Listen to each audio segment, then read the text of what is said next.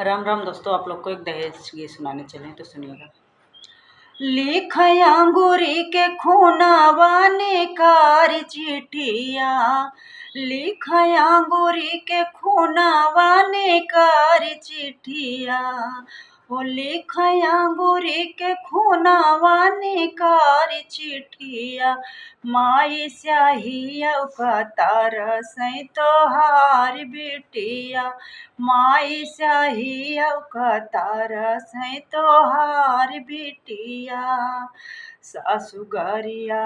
वैना नद मारै ताना, सासु गरिया वैना नद मारै ताना, अरे जेठवा बीमारे उठाई लठिया, अरे जेठवा बीमारे उठाई लठिया, माई स्याहिया का तार सै तोहार बिटिया, माई स्याहिया का तार सै तोहार बिटिया, लिख अंगूरी के खूनावा ने कार चिठिया, लिख अंगूरी के खूनावा ने कार चिठिया, माई स्याहिया का रे माई स्याहिया का तार सै तोहार बिटिया, माई स्याहिया का तार सै तोहार बिटिया, घर के घरैया मारै होते भिनु सरवा,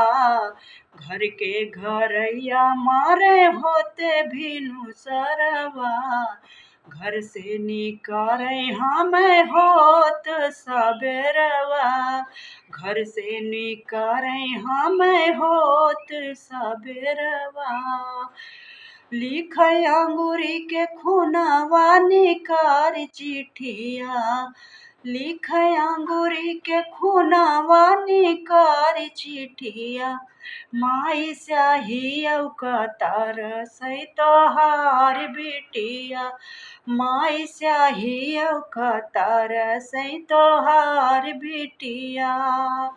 कौन विधि जियारा के अगिया बुझाई,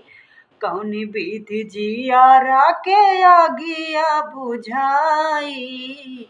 बैठी कौन कोनावा में रोवहु न पाई, बैठी कौन कोनावा में रोवहु न पाई,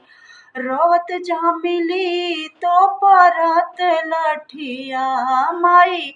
रोत जा मिली तो परत लठिया, माई स्याहिया का तार सै तोहार बिटिया, माई स्याहिया का तार सै तोहार बिटिया, लिख अंगूरी के खूनावा ने कार चिठिया, लिख अंगूरी के खूनावा ने कार चिठिया, माई स्याहिया का तार सै तोहार बिटिया, माई स्याहिया का तार सै तोहार बिटिया, रे माई स्याहिया का तार सै तोहार बिटिया।